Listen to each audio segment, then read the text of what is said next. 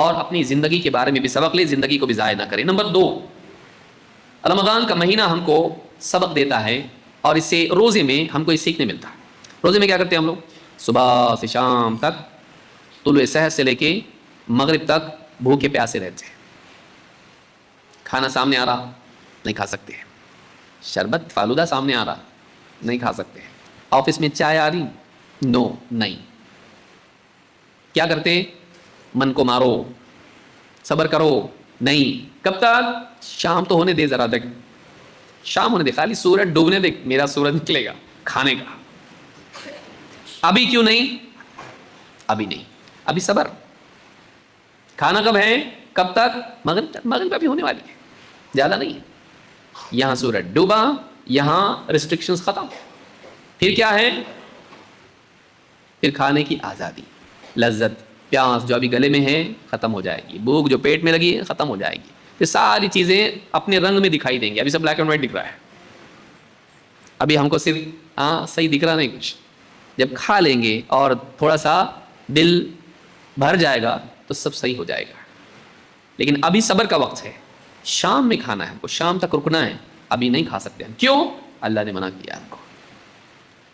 رمضان کا یہ جو سبق ہے یہ پوری زندگی کے لیے ہے. ایک روزہ صبح سے شام تک کا ہے, اور ایک روزہ سمجھ آنے سے لے کے مرنے تک کا ہے. غلط کام کر, حرام کما, روزہ ہے. اسلام کا روزہ, تقویٰ کا روزہ. نہیں کر سکتا میں. جھوٹ بول, چوری کر, زنا کر, شراب پی, غلط کام کر, غلط کما, نہیں کر سکتا میں. کیوں؟ انجوائے کرنا دنیا ہے, زندگی ہے, لائف ہے, یہ انجوائے کرنے کے لیے ہے. غلط انجوائے نہیں کر سکتا میں. جیسے روزے میں پنکھے کی ہوا میں تو بیٹھ سکتا, لیکن میں کھا نہیں سکتا گلا ٹھنڈا کرنے کے لیے. پی نہیں سکتا میں ٹھنڈا پانی. میں کلی تو کر سکتا ہوں, لیکن میں حلق سے آگے پانی جانے دے سکتا نہیں, میرا روزہ ٹوٹ جائے گا. روزے کا سبق یہ ہے کہ صبح سے شام تک بس بھوکا رہ لے, افطار میں تجھ کو اللہ خوش کر دے گا. اللہ کے نبی صلی اللہ علیہ وسلم فرماتے ہیں, اور حدیث قدسی ہے, فرماتے ہیں یقول اللہ عز وجل الصوم لی وانا اجزی بہ. آپ فرماتے ہیں روزہ, اللہ تعالیٰ فرماتا ہے روزہ میرے لیے ہے اور میں ہی روزے کا بدلہ دوں گا. یہ روزے دار کے لیے شرف کی چیز ہے, باقی اجر بھی تو اللہ ہی دینے والا ہے, لیکن میں خصوصی طور پر میں اس کا اجر دوں گا. کتنا دوں گا نہیں معلوم. انما یوفی الصابرون اجرہم بغیر حساب. صبر کرنے والوں کو ان کا اجر بے حساب دیا جائے گا. اور روزہ صبر کی شان ہے, روزہ صبر ہے. تو اس کا کتنا اجر دیا جائے گا وہ اللہ ہی جانتا ہے. کتنا گناہ کر کے اللہ دے گا وہ اللہ ہی جانتا ہے. تو کہا روزہ میرے لیے ہے اور میں ہی اس کا بدلہ دوں گا. کیوں رکتا بندہ؟ اللہ کے لیے. کوئی نہیں دیکھنے والا ہو تب بھی نہیں کھاتا, نہیں دیکھنے والا ہو تب بھی نہیں پیتا, خالی کمرے میں بیٹھا ہوا اور کھانے کی چیزیں سامنے رکھ دی جائے تب بھی نہیں کھاتا. اللہ کے لیے. روزہ میرے لیے اور میں اس کا بدلہ دوں گا. یدع شہوتہ واکلہ وشربہ من اجلی. میرا بندہ میری خاطر اپنا کھانا پینا اور اپنی شہوت چھوڑتا ہے. اپنی شہوت, اپنا کھانا, اپنا پینا میری خاطر چھوڑتا ہے. نگاہ اگر غلط جگہ پڑی کسی عورت پر جھکا لیتا ہے. کیوں؟ روزہ ہے میرا. میں ایسی لذت نہیں حاصل کر سکتا جو میرے روزے کو خراب کرے. نہیں, روزہ اس کو روکتا ہے. زندگی بھر کا روزہ رکھنا ہے ہم کو, خالی صبح سے شام تک کا نہیں. روزہ ہم کو بتاتا ہے کہ اللہ کی خاطر چھوڑنے کا مزاج بناؤ. اور والصوم جنہ, روزہ ڈھال ہے جہنم سے. روزہ ڈھال ہے. وللصائم فرحتان, فرحۃ حین یفطر وفرحۃ حین یلقى ربہ. روزے دار کے لیے دو خوشیاں ہیں, دو خوشیاں ہیں. ایک فرحۃ حین یفطر, ایک وہ خوشی جب افطار کے وقت اس کو ہوتی, اور دوسری خوشی وہ جو اس کو اس وقت ہوگی جب وہ اپنے رب سے ملے گا. افطار کے وقت بھی دو خوشیاں ہوتی, ایک کامن پبلک کو, ایک صالحین کو. کامن پبلک کو کیسا ہوتی خوشی؟ اچھا لگ رہا ہو کھا پی کے, بچے بڑے, یہ عام خوشی ہے. لیکن واقعی خوشی جو واقعی نیک انسان کو ہوتی ہے, ایک روزہ مکمل ہو گیا, اس کو صرف یہ خوشی نہیں ہوتی, اس سے آگے ایک اور خوشی ہوتی ہے. وہ کیا؟ اپنے عمل کی تکمیل. اسی لیے دعا کیا سکھائی ہمارے نبی صلی اللہ علیہ وسلم نے؟ ذهب الظمأ وابتلت العروق وثبت الاجر انشاءاللہ. دونوں پہلو اس میں ہیں. پیاس چلی گئی, رگیں تر ہو گئی, اور اجر پکا ہو گیا انشاءاللہ. تو ایک حصہ جسمانی اعتبار سے اور ایک حصہ اجر کے اعتبار سے، عمل کی تکمیل کے اعتبار سے، کہ یہ جو خوشی ہوتی ہے کہ انسان وہ جو تکلیف تھی صبح سے شام تک ہو رہی تھی، گئی، ختم، بھوکا تھا، پیاسا تھا، تکلیف ہو رہی تھی اور سر دکھ رہا تھا اور پیاس لگ رہی تھی، بات کرنے بھی نہیں آ رہا تھا، چلنے نہیں آ رہا تھا، کوئی پوچھا تو کتنے بجے، تو 2 اشارے سے بول رہا تھا، میں بولنے کو بھی نہیں آ رہا تھا، کوئی زیادہ بات کی تو زیادہ بات مت کر، میرا گلا سوکھ رہا، روزہ ہے میرا آج، اچھا سوری،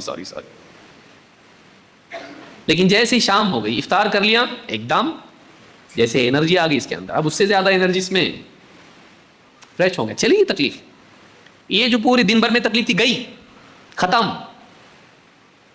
سب ختم ہو گئی تکلیف، ذهب الظمأ وابتلت العروق وثبت الاجر ان شاء اللہ. کہا روزے دار کے لیے 2 خوشیاں ہیں، ایک جب وہ افطار کرتا ہے، دوسرے جب وہ اپنے رب سے ملے گا، اللہ تعالیٰ اس کو اتنا بڑا انعام دے گا، خوش ہو جائے گا.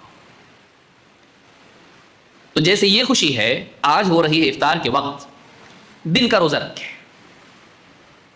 اس سے کئی زیادہ خوشی ہوگی جب آدمی پوری زندگی کا روزہ رکھ کے اللہ کے پاس جائے گا. کیا مطلب؟ تقویٰ کا روزہ، یہ نہیں کر سکتا، وہ نہیں کر سکتا، یہ غلط، وہ غلط نہیں کروں گا میں، بچ کے مرا، افطار ہوئی ابھی اس کی، قیامت کا دن آیا، قیامت کے دن اللہ اتنا دے گا اس کے اوپر، یہاں کی مٹھائیاں نہیں، یہاں کے پھل نہیں، جنت کے پھل، اتنا اللہ دے گا اس کو کہ وہاں وہ خوش ہوگا. اور خصوصاً اللہ کے دیدار سے، کہ جس اللہ کو بن دیکھے میں نے ساری نیکیاں کی، جس اللہ کو دیکھا نہیں تھا لیکن دکھنے والے کھانے کو چھوڑا تھا میں نے، اور بھوک لگ رہی تھی، اندر سے جانور پکار رہا تھا، کب ملے گا، کب ملے گا، کب ملے گا، اندر سے پیٹ پکار کے بول رہا تھا چاہیے مجھ کو، لیکن اپنی انسٹنکٹ، اپنی جبلت، اپنی اندر کی ڈیمانڈ پر اس نے تقویٰ کی لگام لگا کے اس کو روک کے رکھا، نہیں ابھی تک نہیں، ابھی نہیں، شام کو جو بھی کھانا ہے شام کو کھائیں گے، سورج ڈوبنے دو، قیامت آنے دو، موت آنے دو، موت تک نہیں، وہ ہمارا افطار کا دن ہے.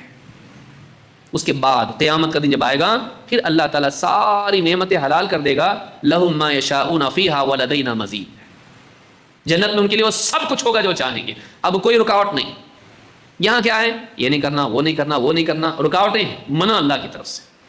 یہ دنیا کا روزہ ہے، قیامت کے دن ختم، اب کوئی رکاوٹ نہیں، اب تم آزاد ہو، جو چاہے کرو، جو چاہے کرو. اسی لیے کہا قیامت کے دن اللہ تعالیٰ فرماتا ہے فَوَقَاهُمُ اللَّهُ شَرَّ ذَلِكَ الْيَوْمِ، اللہ تعالیٰ انہیں قیامت کے دن اس دن کے سارے شر سے بچا لے گا، ساری تکلیف، شدت، پیاس اور ساری دھوپ اور ہر قسم کی پریشانی اللہ ان کو بچا لے گا.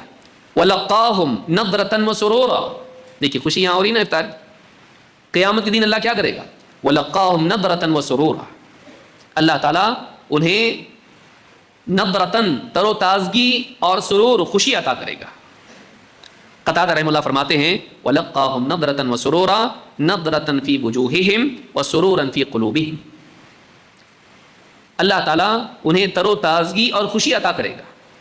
قتادہ رحمہ اللہ کہتے ہیں کہ ان کے دلوں میں خوشی اور چہروں پر تر و تازگی عطا کرے گا.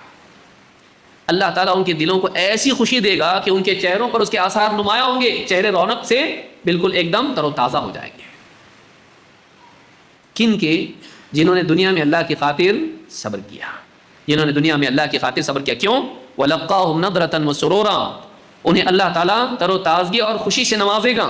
وَجَزَاهُمْ بِمَا صَبَرُوا جَنَّةً وَحَرِيرًا، اور ان کے صبر کے بدلے جو دنیا میں وہ اللہ کی خاطر کرتے رہیں، اللہ تعالیٰ ان کو بطور جزا جنت کا باغ اور بہترین لباس جو ریشم کا لباس ہوگا عطا کرے گا.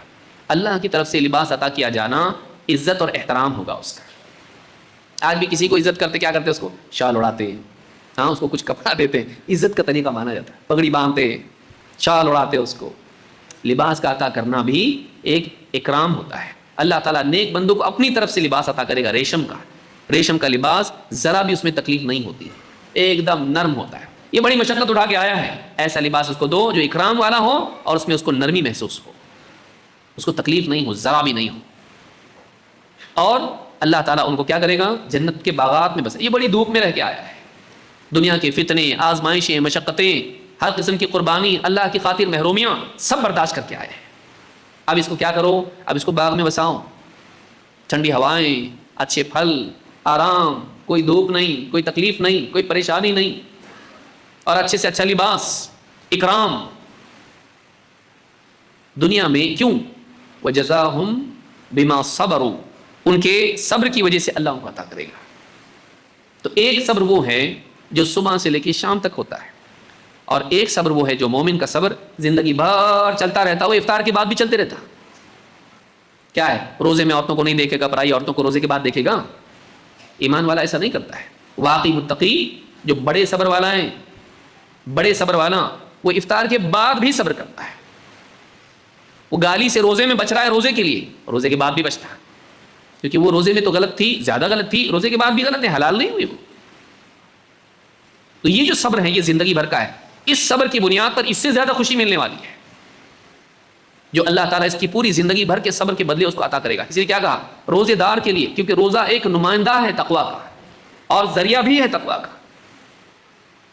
کہ دن بھر کی ٹریننگ ہے اس کو. دیکھ، دن بھر بھوکا رہا نا تو شام میں افطار ملی نا، زندگی بھر ایسا تو بھوکا رہے گا حرام سے، چاہے گا تیرا نفس بھوکا رہے تو جنت میں اللہ تعالیٰ اس سے بہتر افطار کرائے گا تجھ کو. یہ سبق ہے روزے کا کہ تھوڑا سا ٹائم ہے، صبح سے شام تک رک جا، اس کے بعد پھر مزہ ہی مزہ ہے. زندگی میں مرنے تک رک جا، یہ زندگی بہت تھوڑی ہے، ختم ہو جائے گی، اس کے بعد مزہ ہی مزہ ہے جنت میں. روزہ ہم کو یہ سبق دیتا ہے کہ تھوڑا سا صبر کر لے اللہ کی خاطر، اللہ تعالیٰ بہت بہترین نعمتیں عطا کرے گا. یہ سب گھٹیا نعمتیں ہیں، دنیا کی جتنی نعمتیں سب گھٹیا ہی ہیں، آخرت کے مقابلے میں قابل ذکر بھی نہیں ہے. اتنی گھٹیا ہیں کہ اس کا موازنہ کرنا بھی مناسب نہیں ہے، اس کے سامنے رکھی بھی نہیں جا سکتی آخرت کی نعمتوں کے مقابلے میں. لیکن چونکہ تجھ کو نعمت کا تعارف ہونا چاہیے، اس لیے تجھ کو دنیا میں دی گئی ہے تاکہ تعارف ہو، پہچانے تو صحیح نعمت کس کو کہتے ہیں. لذت اگر معلوم ہی نہ ہو تو بڑی لذت کی طلب کیسے کرے گا؟ کہ لذت کا کچھ نہ کچھ احساس تو اس کو دنیا میں ہونا چاہیے، تب جا کے اعلیٰ لذت کے لیے کر سکتا ہے. تو روزے کا سبق یہ ہے کہ دنیا کی زندگی میں تھوڑا سا صبر کر لیں. جیسے روزے کی حالت میں تھوڑا سا صبر کر لیتا ہے، روزہ ختم ہوتے ہی نعمتیں اللہ تیرے لیے حلال کر دے گا. ویسے ہی مرنے کے بعد، جنت میں جانے کے بعد اللہ ساری نعمتیں تیرے لیے حلال کر دے گا. نمبر 3، روزے کا اصل مقصد تقویٰ کی تربیت ہے. روزے کا سبق کیا ہے؟ رکنے کا مزاج. روزے میں رکنا آسان ہو جاتا ہے، روزے کے بعد نہیں ہوتا ہے. کیوں؟ روزے میں آدمی سوچتا ہے میرا روزہ ٹوٹ جائے گا، میں نے کھا لیا، پی لیا، غلط کام کر لیا، روزہ ٹوٹ جائے گا، یا کم از کم روزہ میرا خراب ہوگا. آدمی کیا کرتا ہے؟ روزہ ہے، غصہ آتا، دیکھ روزہ ہے میرا، ورنہ میری منہ زبان سے گالی نکل جائے گی. روزہ نہیں ہوتا نا، دیکھ بہت گناہ تھا تجھ کو.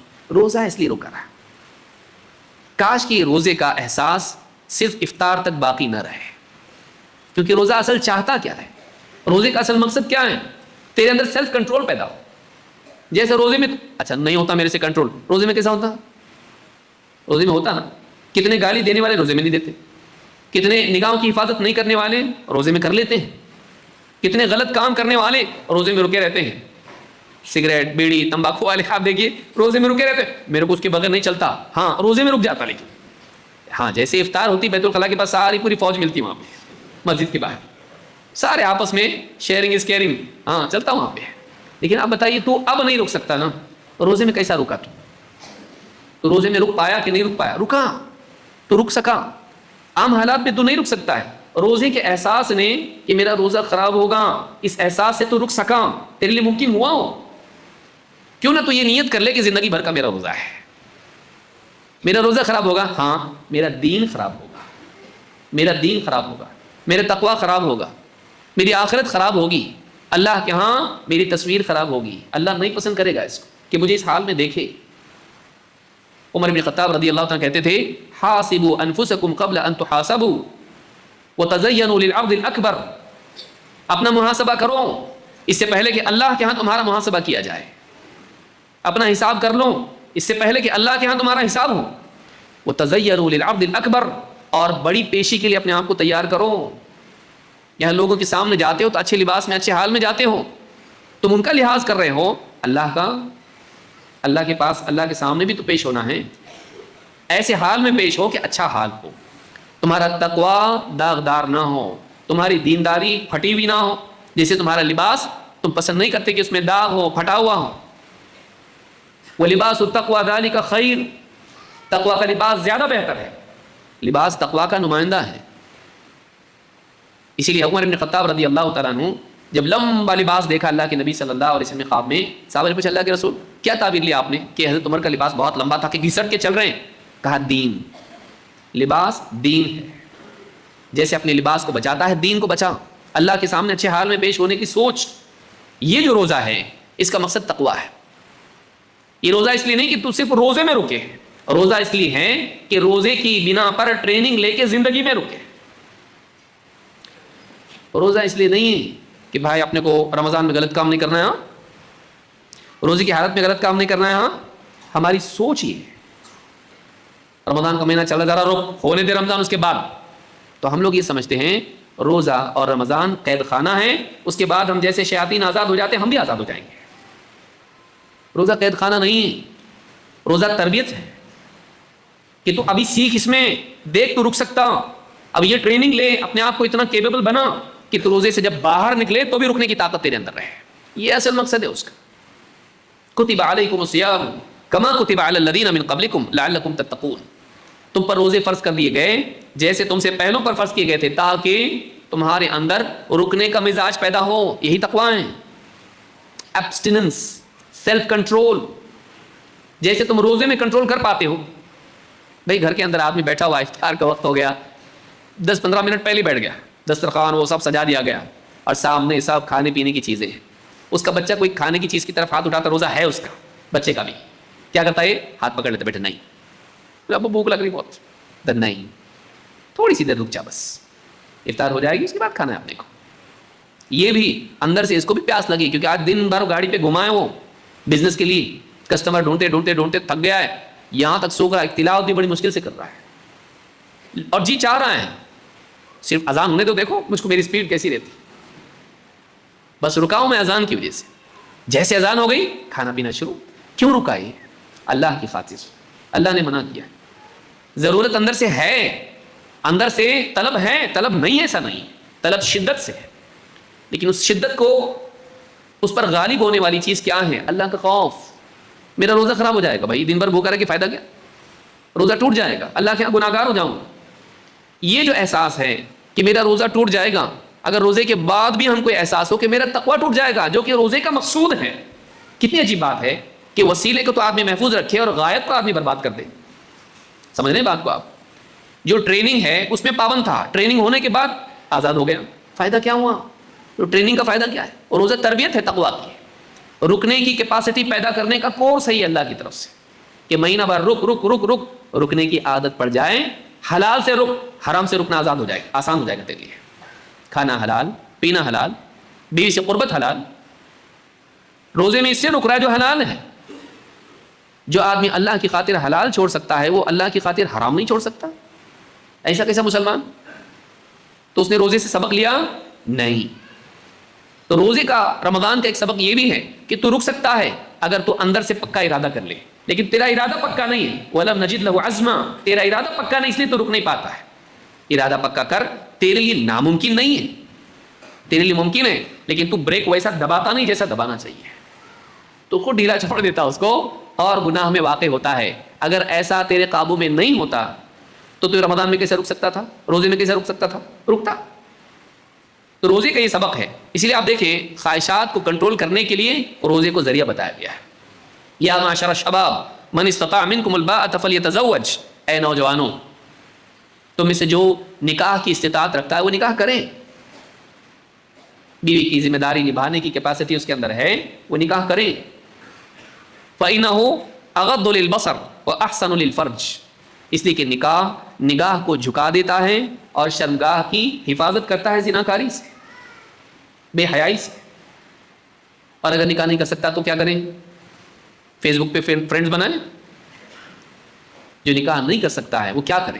کہا وَمَن لَّمْ يَسْتَطِعْ فَعَلَيْهِ بِالصَّوْمِ, جو نکاح نہیں کر سکتا ہے وہ روزے رکھے. فَإِنَّهُ لَهُ وِجَاءٌ, اس لیے کہ روزہ اس کی شہوتوں کو قطع کرتا ہے, اس کی شہوت کو کاٹ دیتا ہے. شہوتیں غالب آتی ہیں, روزے کی وجہ سے سیلف کنٹرول پیدا ہوتا ہے, اپنے آپ کو روکنے کا مزاج بنتا ہے. تو اندر سے ڈیمانڈ کے باوجود کنٹرول جب انسان میں آ جائے, دنیا کا کوئی انسان اس کو ہرا نہیں سکتا ہے, کوئی رکاوٹ اس کو کامیاب ہونے سے روک نہیں سکتی ہے. زندگی میں کامیاب ہونے میں بہت ساری رکاوٹیں ہوتی ہیں ہمارے لیے, لیکن وہ چھوٹی رکاوٹ ہوتی ہے. سب سے بڑی رکاوٹ کامیاب ہونے میں ہم خود ہیں. ہماری بے صبری ہم کو وقت سے پہلے قدم اٹھانے پر مجبور کرتی ہے اور ہم ناکام ہو جاتے ہیں, اور ہمارے ہاتھ میں سڑا ہوا کچا پھیلاتا, ہم وقت سے پہلے پھل توڑ لیتے ہیں، صبر نہیں کر پاتے، اور کیا ہوتا؟ ہمارے ہاتھ میں کھٹا پھلا تھا، وہ پیڑ کا قصور نہیں تھا، وہ تیرا تھا، تو نے جلدی کی۔ زندگی میں بہت سی ناکامیوں کا سبب بے صبری ہوتا ہے، بے صبری ہوتا ہے۔ روزہ ہم کو صبر کی تربیت دیتا ہے، پیشنس، سیلف کنٹرول، رک، اندر سے ہو رہا ہاں ہاں لیکن رک، پھر بھی رک، اندر سے ڈیمانڈ آ رہی ہے، رک، ابھی ٹائم نہیں آیا، ابھی ٹائم نہیں آیا۔ وقت سے پہلے اقدام ناکامی کی یقینی اس کی سیڑھی ہے، اس کی اوپر والی نہیں، نیچے والی۔ آدمی ناکام اکثر اس وجہ سے ہوتا ہے کہ وقت سے پہلے قدم اٹھاتا ہے۔ روزہ ہم کو تربیت دیتا ہے، رک، اللہ کی خاطر رک، تو کنٹرول کر اپنے آپ کو۔ دنیا کے جتنے بھی کامیاب لوگ ہیں ان کی زندگی میں یہ بہت بڑی چیز پائی جاتی ہے کہ وہ اپنی ذاتی چاہتوں کے مقابلے میں اپنے مقصد کو ترجیح دیتے ہیں، ذاتی چاہتوں کو روک کے رکھتے ہیں، کنٹرول کرتے ہیں اپنے مقصد کے لیے۔ چاہت ہو رہی گھومنے پھرنے جاؤں، کھیلوں، تماشے کروں، دوستوں کے ساتھ پارٹیز میں جاؤں، سب، لیکن نہیں، میرا امتحان ہے، مجھے کچھ بننا ہے۔ چاہت تو ہے، انجوائے کرنے کی چاہت ہے، لیکن مجھ کو انجوائے نہیں کرنا ہے، کنٹرول کرنا ہے۔ جب میں کچھ بن جاؤں گا پھر دنیا بھر میں انجوائے کر سکتا میں، ابھی ٹائم نہیں آیا، ابھی ایگزامس ہیں۔ زندگی کی کتنے معاملات ہیں آپ دیکھیے، اس میں سیلف کنٹرول ہمارے اندر ہونا ضروری ہے۔ روزہ سیلف کنٹرول کی تربیت ہے۔ روزہ ہم کو یہ سکھاتا ہے، جس انسان کو اپنے جذبات پر قابو آ جائے اور وہ جذبات کی بنیاد پر قدم اٹھانے کی بجائے علم اور بصیرت کی بنیاد پر قدم اٹھانے لگے، ایسے انسان کو کامیاب ہونے سے کوئی روک نہیں سکتا ہے، ایسا انسان کامیاب ہوتا ہے۔ لیکن اکثر ناکام کیوں ہوتا؟ اپنی گڑبڑ کی وجہ سے، صبر نہیں، اپنے جذبات پر قابو نہیں، اپنی خواہشات کو کنٹرول نہیں، ایسا آدمی ناکام ہو جاتا ہے، ایسا آدمی ناکام ہو جاتا ہے۔ نمبر 4، رمضان کا ایک سبق یہ بھی ہے کہ ماحول میں عمل کرنا آسان ہوتا ہے کہ نہیں؟ رمضان کا جیسا مہینہ آتا، یہاں تلاوت ہو رہی، وہاں ذکر ہو رہا، وہاں دعائیں ہو رہی ہے، سنتیں پڑھنا آسان، نوافل پڑھنا آسان، صلاۃ الضحیٰ بھی ہو رہی ہے، اور بھی نمازیں ہو رہی ہیں، دینی کتابیں پڑھنے کا ماحول بن رہا ہے، آپس میں دینی گفتگو ہو رہی ہے، مسجدوں میں رونق ہے، گھروں میں رونق ہے، ایک ماحول ہوتا ہے۔ اور اس ماحول میں آپ دیکھیں گے کہ بہت سارے جو سال بھر نہیں کر پاتے اس ماحول میں کرتے ہیں، نہ صرف فرائض کا اہتمام کرتے ہیں بلکہ نوافل کا بھی کرتے ہیں۔ جو عام دنوں میں 5 ٹائم کی نماز نہیں پڑھ پاتا ہے، رمضان میں نماز 5 ٹائم کی تو پڑھتا لیکن اس کے ساتھ ساتھ لمبی لمبی تراویح بھی پڑھتا، عادت نہیں ہے، اور بولتا بھی پاؤں دکھ رہے بہت، عادت نہیں ہے مجھ کو اتنا پڑھنے کی، نماز، پاؤں دکھنے لگتے ہیں، تھک جاتا ہے، اور گھر پہ آنے کے بعد آیوڈیکس، یہ نہ جانے کیا کیا پین کلر جو بھی لگتے ہیں پاؤں پہ لگاتا، بہت دکھ رہا، وزن بھی اتنا زیادہ ہے، عادت نہیں ہے۔ دکان پہ بیٹھنے کی عادت ہے، نماز میں صف میں کھڑے ہونے کی عادت نہیں ہے، لیکن کرتا کیوں؟ ماحول بھی ہوتا ہے، اس میں جذبہ تو ہوتا ہی، لیکن ساتھ ہی ماحول اس کو دھکیلتا ہے۔ جیسے طواف میں آدمی کھڑا بھی ہو جائے تو اپنے آپ طواف ہو جاتا، آدمی طواف میں کھڑا ہو جائے بس پبلک برابر دھکا دے کے اس کو گھما کے لے کے آتی، کیونکہ ماحول میں آدمی کے لیے عمل کرنا آسان ہوتا ہے۔ جب سب کر رہے ہوتے ہیں تو اس کے لیے بھی آسان ہوتا ہے۔ اس سے ایک بات یہ معلوم ہوتی ہے کہ ہم کو ایسے ماحول میں رمضان کے بعد بھی رہنا چاہیے جس میں عمل کا مزاج ہو، دینداری ہو، تقویٰ ہو، گناہوں سے بچنے کا مزاج ہو، اللہ کی خاطر عمل کرنے کا مزاج ہو، نیکیوں کا تذکرہ ہو۔ اگر اس ماحول میں ہم رمضان کے بعد بھی رہیں تو عمل کرنا آسان ہوگا۔ ہم لوگ کیا کرتے ہیں؟ رمضان میں آ جاتے، رمضان کے بعد بولتے رمضان ہو گیا، اب بائے بائے، مع السلامہ، نکل جاتے ہم لوگ یہ سمجھتے ہیں کہ رمضان تک کے لیے ہے، رمضان ختم ہم سلام کر کے نکل جاتے۔ نہیں، ہم کو رمضان کے بعد بھی اپنے آپ کو ایسے ماحول میں رکھنا چاہیے جو ہمیں عمل کرنے پر مجبور کرے۔ دینی مجالس، صالحین کی صحبت، مسجد سے جڑے رہنا، جہاں اچھے لوگ بیٹھ کے دینی بات چیت کرتے ہیں، نیک لوگ ان کے درمیان بیٹھنا، ماحول انسان پر اثر ڈالتا ہے۔ یہ رمضان ہم کو بتاتا ہے، ماحول کی وجہ سے مشکل کام بھی کرنا آسان ہو جاتا ہے، رمضان کا سبق ہے۔ مثال کے طور پر آپ دیکھیے، حنظلہ الاسیدی کہتے ہیں كنا عند رسول، میں کئی روایت کو جمع کر کے بیان کر رہا ہوں، كنا عند رسول اللہ صلی اللہ علیہ وسلم فوعظنا فذكر النار، اللہ کے نبی صلی اللہ علیہ وسلم کی خدمت میں ہم لوگ تھے، آپ نے ہم کو واعظ و نصیحت کی اور جہنم کا تذکرہ ہمارے سامنے کیا۔ قال ثم جئت الى البيت فضاحكت الصبيان ولاعبت المرأة، اس مجلس میں بیٹھا، جہنم کا تذکرہ آیا، رونا دھونا ہوا، دل ایک دم نرم ہو گیا۔ پھر گھر آیا، گھر آنے کے بعد میں اپنے بچوں کے ساتھ ہنسی کھیل میں لگ گیا اور بیوی سے بھی مذاق میں لگ گیا۔ قال فخرجت، پھر اچانک میں گھر سے نکلا، لقینی ابو بکر فقال كيف انت يا حنظلہ، ابو بکر صدیق رضی اللہ عنہ سے ملے اور پوچھا اے حنظلہ کیا حال ہے؟ قال قلت نافق حنظلہ، میں نے کیا کہا؟ حنظلہ منافق ہو گیا۔ منافق کس کو کہتے ہیں؟ ظاہر میں کچھ ہو باطن میں کچھ ہو۔ نبی صلی اللہ علیہ وسلم کے سامنے ایمان والوں کی مجلس میں نیک اور ایمان والا، تنہائی میں الگ، حالت میں ظاہر میں کچھ باطن میں کچھ۔ انہوں نے اپنے آپ کو یہ سمجھا وہاں تو کتنا دیندار بنا رہتا، روتا، ہاں اللہ کی یاد آتی، آخرت کی یاد آتی، وہاں کیسا؟ اور گھر پہ آ کے مذاق میں لگ گیا، وہاں جہنم پہ رو رہا ہے اور گھر پہ آ کے ہنستا ہے، رونا ہنسنا دیکھ، وہاں حالت کچھ یہاں حالت کچھ، منافق ہو گیا تو کنا فقہم ضلع۔ قال سبحان اللہ ما تقول، کہا سبحان اللہ کیا بات کرتے ہو؟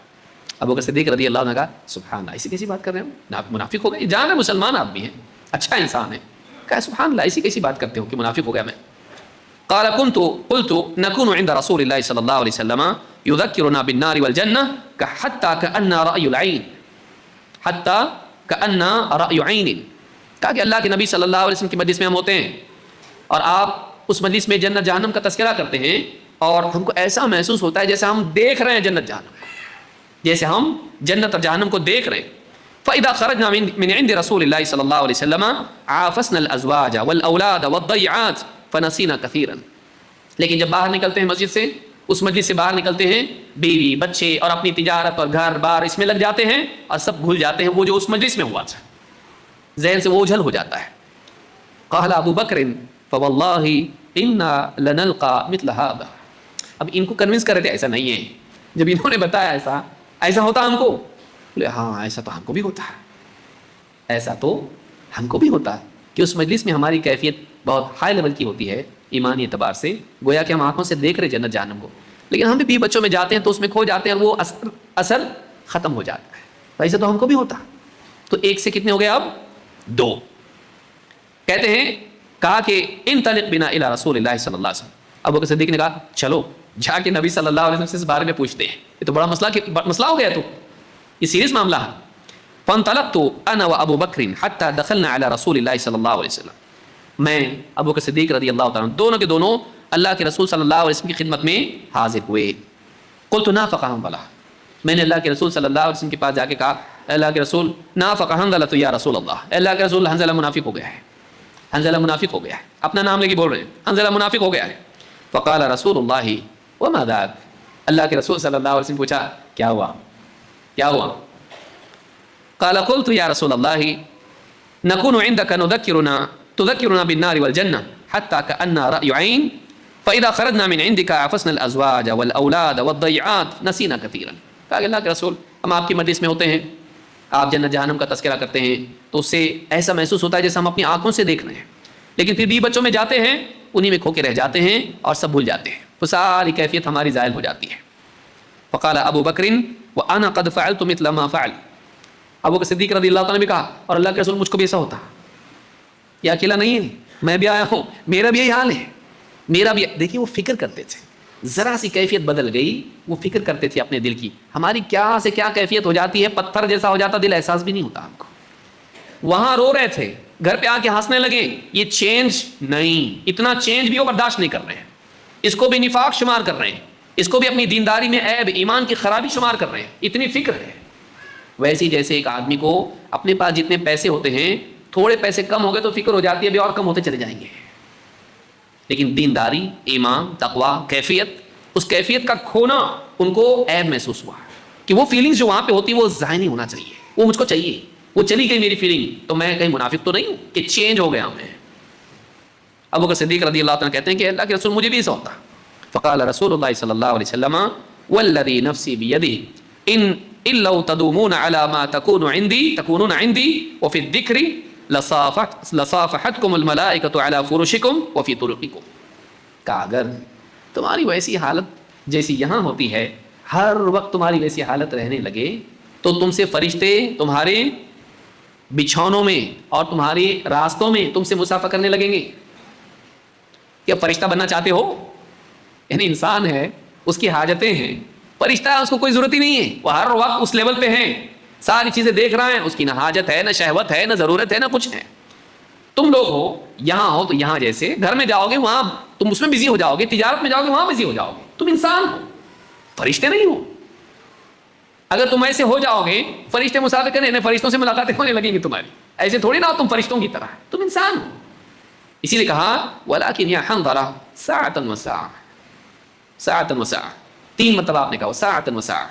لیکن حنظلہ کبھی کبھی کبھی کبھی کبھی کبھی، 2 معنی علماء نے اس کے ذکر کیے ہیں ساعتن وساع. ایک معنی یہ ہے کبھی ایسا ہوگا اور کبھی ویسا ہوگا، مجلسوں میں آپ کی حالت ایسی ہوگی اور پھر گھر گرستی میں تجارت میں ویسی ہوگی، ایسا بھی اور ویسا بھی. یا اے حنظلہ ساعتن وساع، کبھی کبھی ایسا ہوگا، ہر وقت ایسا نہیں ہوگا. یہ جو ہائی لیول کی ایمان کی کیفیت ہوگی ہر وقت نہیں رہے گی، کبھی کبھی ہوگی. جب تم دینی مجلسوں میں بیٹھو گے تذکرہ آئے گا تب جا کے ویسا ہوگا، ہر وقت ایسا نہیں ہونے والا ہے. اس حدیث کو، اس واقعے کو امام مسلم نے اپنی صحیح میں روایت کیا ہے. اس پورے واقعے سے ایک بات، بہت ساری باتیں اس میں ہیں لیکن بنیادی بات اس میں لینے کی ہے اس مجلس میں کیفیت کیسی تھی. وہ اثر کس کا تھا؟ ماحول کا. گھر پہ آئے کیا اثر ہوا؟ ایسا. وہ کس کا اثر تھا؟ ماحول کا. تجارت میں گئے غفلت طاری ہوئی، اثر کس کا تھا؟ ماحول کا. اس کا یہ مطلب نہیں کہ آپ تجارت کو نہیں جاؤ اور یہاں سے گھر نہیں جائیں، دینی مجالس چھوڑ کے گھر پہ نہیں جانا، یہ مطلب نہیں ہے. تجارت میں نہیں جانا، یہ مطلب نہیں. مطلب یہ ہے کہ اگر ہم دینی مجالس چھوڑ دیں اور گھر اور تجارت ہی میں لگے رہیں، دل کا حال کیا ہوگا؟ دل کا حال کیا ہوگا؟ اس لیے بار بار دینی مجالس میں آنا ضروری ہے. نہیں میں آن لائن سنتا، نہیں میں یہ کرتا ہوں، نہیں. دینی مجالس کا اپنا ایک اثر ہوتا ہے، اس ماحول کا ایک اثر ہوتا ہے. ہم صرف علم کے لیے دینی مجالس میں نہ آئیں، ہم اپنے ایمان کی تازگی کے لیے مجالس میں آئیں. اس کو یاد رکھیے. کون سا ٹاپک ہے؟ ماں باپ کے بارے میں. کون سا ٹاپک ہے؟ آخرت کے بارے میں. یہ تو سب سنے ہوا ہے، سنا ہوا ہے. تو آنے کی نیت علم کی تھی اس لیے نہیں آیا کیونکہ تجھ کو معلوم ہے. کاش کہ تو یہ سوچتا سنا ہوا ہے لیکن اثر کے لیے آ رہا ہوں ابھی میں، کہ جو سنا ہوا ہے اس مجلس میں بیٹھوں گا پھر سے وہ تازہ ہوگا اور وہ کیفیت قلب پر طاری ہوگی. اور وَإِذَا تُلِيَتْ عَلَيْهِمْ آيَاتُهُ زَادَتْهُمْ إِيمَانًا، جب اللہ کی آیتیں سنتے ہیں تو ان کے ایمان بڑھ جاتے ہیں. تو میں صرف علم کے اضافے کے لیے نہیں آ رہا ہوں، میں اپنے ایمان کے اضافے کے لیے آ رہا ہوں. جیسے صحابہ دینی مجالس میں بیٹھتے تھے ان کا ایمان بڑھ جاتا تھا، ان کی کیفیات ہائی لیول کی ہوتی تھی. اگر ہم نہیں آئیں گے تو نہیں ہوں. کھانے کی لذت الگ ہے، پینے کی لذت الگ ہے، لباس کی لذت الگ ہے، دنیا کی شہوتوں کی لذت الگ ہے. یہ جو لذت ہے وہ کہیں اور نہیں ملتی ہے، جو انسان کو بہتر انسان بناتی ہے. یہ جو ایمان کی لذت ہے یہ دینی مجالس میں ملتی ہے، اللہ اور اس کے رسول کی اور سلف کے واقعات کے سننے کے بعد. وہ جو کیفیت ہے اس کیفیت کے لیے دینی مجالس میں آنا چاہیے. تو رمضان کا سبق یہ ہے کہ ماحول کا انسان پر اثر ہوتا ہے، اور عام آدمی عام دنوں میں جو نہیں کر پاتا ہے اس عمل ماحول میں کرتا ہے، اور دنوں کی کیفیت ہوتی ہے. دینی مجالس میں آئیں، دینی مجالس میں آتے رہیں، اور ایسا ماحول جہاں دینی گفتگو ہوتی ہے، نیک لوگ نیکیاں کرتے ہیں، اپنے آپ کو اس ماحول سے رمضان کے بعد بھی جوڑے رہیں تاکہ آپ کا ایمان تازہ رہے اور عمل کا جذبہ بڑھے. نمبر 5 آخری، ماشاءاللہ ٹائم کے حساب سے صحیح چل رہے ہیں. 5ویں چیز یہ ہے کہ رمضان کا ایک سبق یہ ہے کہ رمضان میں ایک آدمی جیسے اکسانے کے باوجود بھی بے قابو نہیں ہوتا. جیسے کوئی جھگڑا کرے، دیکھ میرا روزہ ہے. اللہ کے نبی صلی اللہ علیہ وسلم کیا فرماتے ہیں؟ اذا اصبح احدكم يوما صائما فلا يرفث ولا يجهل. جب بھی تمہیں سے کسی کا روزہ ہو، چاہے فرض ہو نفل ہو، فلا يرفث ولا يجهل، نہ وہ کوئی بے حیائی کا کام کرے اور نہ کوئی جہالت کی حرکت کرے. نہ بے حیا، گندی بات بھی نہیں کرے، گندا کام بھی نہیں کرے، نگاہوں کی حفاظت کرے، غلط نگاہ استعمال نہ کرے، زبان سے گندی باتیں نہ کرے. فلا يرفث ولا يجهل، اور جہالت کی حرکتیں بھی نہیں کرے. مارم پیٹی کر رہا ہے، کچھ جھگڑے کر رہا ہے، نہیں کرے. جب روزہ ہو تو نہ بے حیائی کا کام کریں نہ جہالت کی حرکت کرے.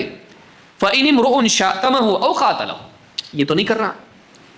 آپ جا کے ٹکرائے نہیں گاڑی سے، دوسری گاڑی آپ کو ٹکرانے کے لیے آ سکتی نا. اگر سامنے والا بھی آئے اور تم کو گالی دے یا تم سے لڑائی کرے، جھگڑا کرے، تو تم کیا کہو؟ فَلْيَقُلْ إِنِّي صَائِمٌ إِنِّي صَائِمٌ، میں روزہ ہوں، میں روزہ ہوں، میں روزہ ہوں. اس حدیث کو امام البخاری مسلم نے روایت کیا ہے.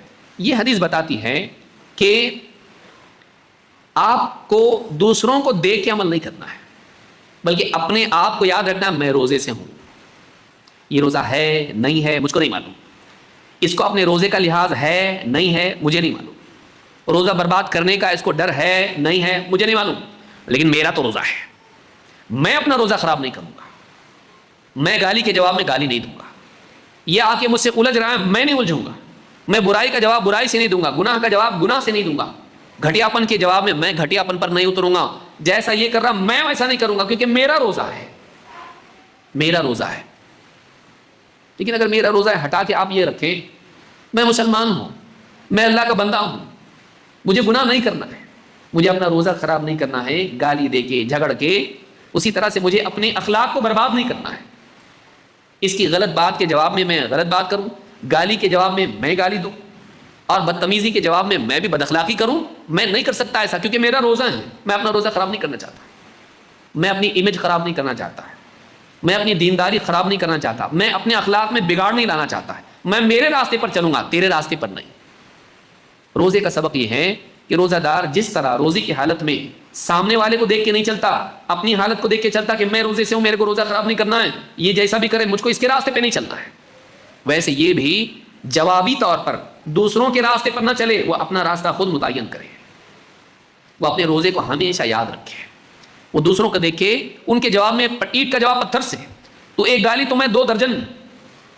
ہاں تو گالی دے کے چپ بیٹھ گیا, دیکھ اب میں چپ نہیں بیٹھوں گا. تو نے بدتمیزی کی, بد اخلاقی کی, اس سے زیادہ میں کروں گا نہیں. جیسے روزے میں آدمی نہیں کرتا ہے, روزے کے باہر بھی آدمی نہیں کرے, لوگوں کے اکسانے کے باوجود بھی اپنے آپ کو کنٹرول کرے جیسے روزے میں کرتا. بھائی کوئی غیر مسلم آ کے آپ سے بدتمیزی کرے, گالیاں دے, آپ کیا کرتے, گالیاں دیتے اس کو نہیں. اب وہ بے وقوف ہے, اس کو نہیں معلوم ہے, اس کا تو روزہ ہے ہی نہیں. میرا روزہ ہے بھائی, اپنا روزہ خراب ہو جائے گا. اس کو دیکھ کے اس کے جواب میں ہم ویسا کریں گے جیسا یہ کر رہا ہے.